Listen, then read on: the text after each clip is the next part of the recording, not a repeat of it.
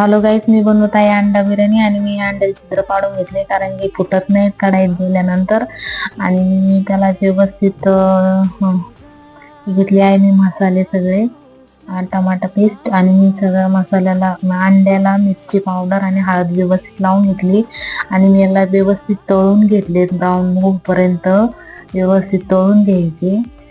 आणि त्याच्यानंतर आपण आता करूया, उरलेल्या तेलामध्ये मी टाकला आहे खडा मसाला आणि त्यानंतर टाकले आहे मी हिरवी मिरची आणि कांदा आणि हे सगळं आपण व्यवस्थित ब्राऊन होईपर्यंत भाजून घेऊया व्यवस्थित.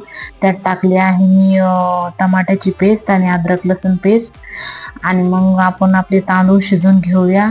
आता माझा मसाला व्यवस्थित ब्राऊन झाला, त्यात मी हळद, बिर्याणी मसाला आणि लाल मिरची पावडर टाकत आहे आणि हे टाकून आपण व्यवस्थित हलवून घेऊया.